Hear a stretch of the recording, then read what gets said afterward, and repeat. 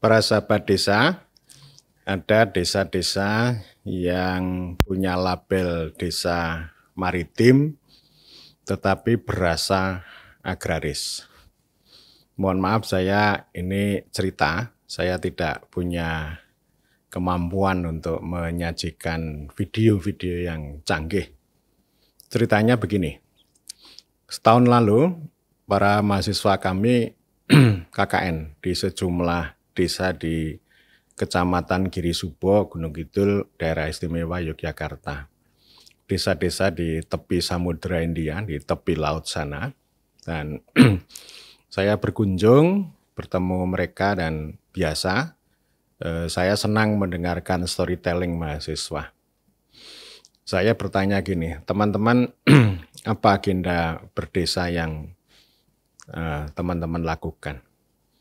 Lalu para mahasiswa mengatakan bahwa kami tertarik dengan ini ada agenda desa maritim, kami coba untuk masuk mendalami dan kami pengen belajar bekerja berdesa di ranah desa maritim tadi. Terus tetapi mereka tidak memperoleh banyak hal. Karena sebenarnya desa Tileng ya, ini desa yang saya kunjungi pada waktu itu tidak cukup banyak aktivitas di laut meskipun sangat dekat dengan laut.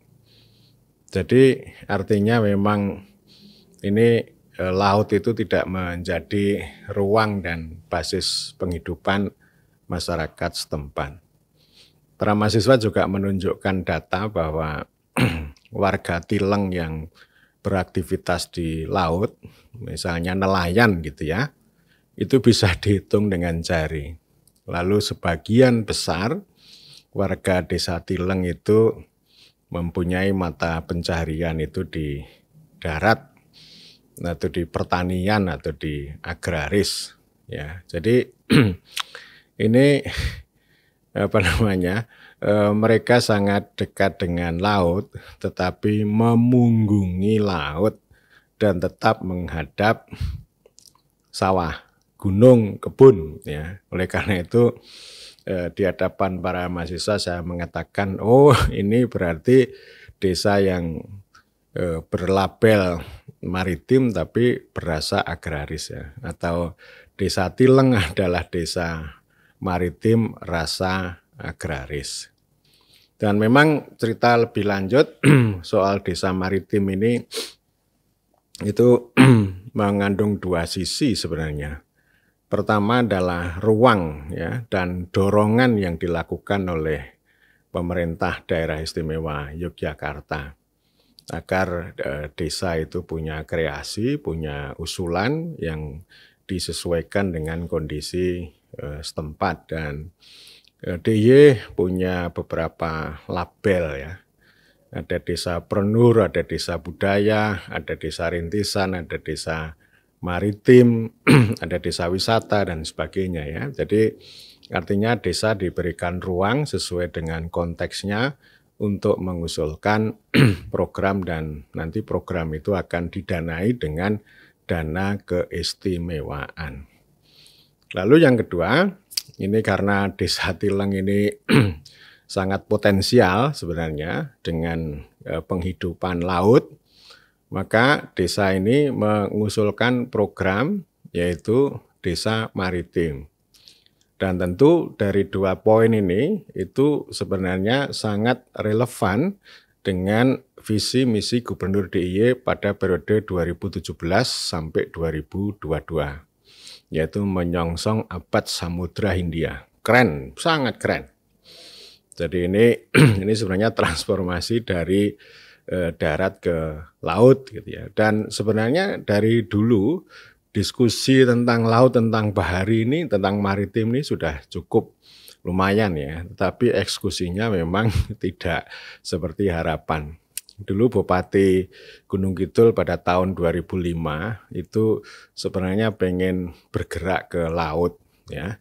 Jadi, beliau mengatakan, "Loh, kalau laut itu penghidupan tanpa batas, tidak perlu menanam ya, tidak perlu bibit, tidak perlu pupuk, tidak perlu sertifikat tanah dan sebagainya. Itu anugerah Tuhan yang luar biasa, tinggal bagaimana kita masuk ke dalam laut itu untuk memanfaatkan laut beserta sumber-sumber kehidupan itu untuk penghidupan ya." Tetapi itu tidak, kunjung datang ya.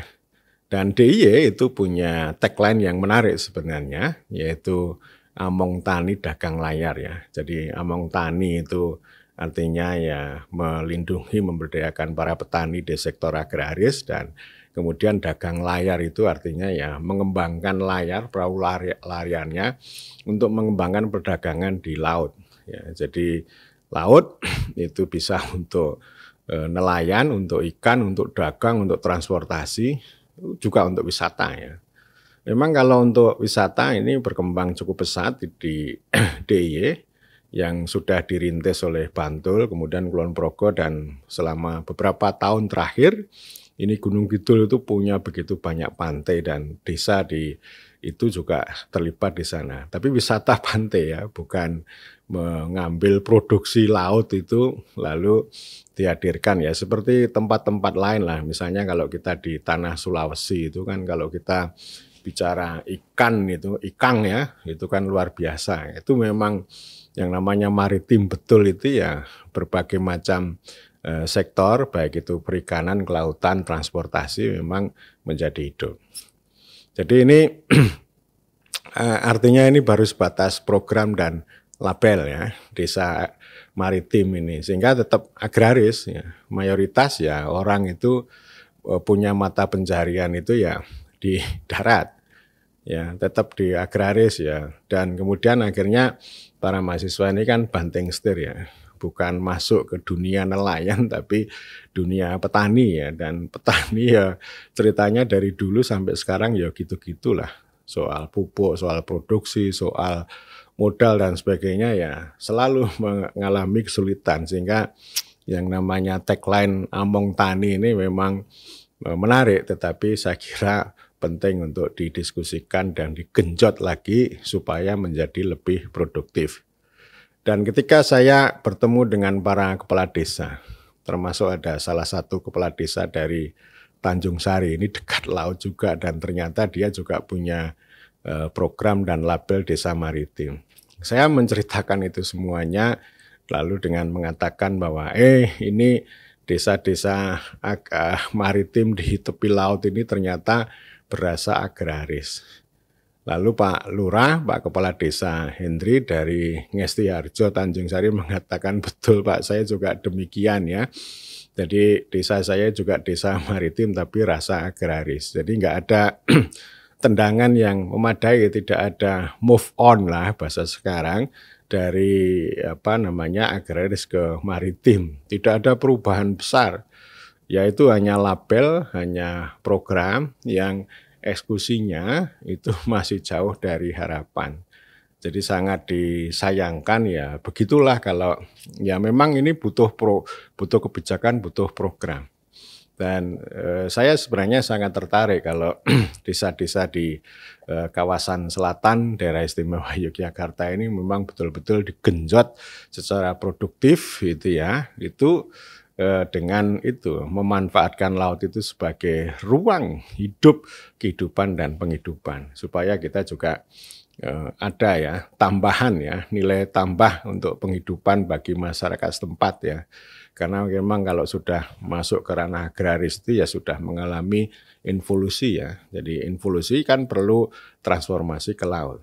Nah ini saya kira perlu dibicarakan kembali menjadi kebijakan yang serius, yang seksama, sekaligus juga menjadi gerakan, entah itu bagi pemerintah desa maupun masyarakat setempat untuk menghadap ke laut, meletakkan laut sebagai basis dan ruang kehidupan penghidupan masyarakat setempat.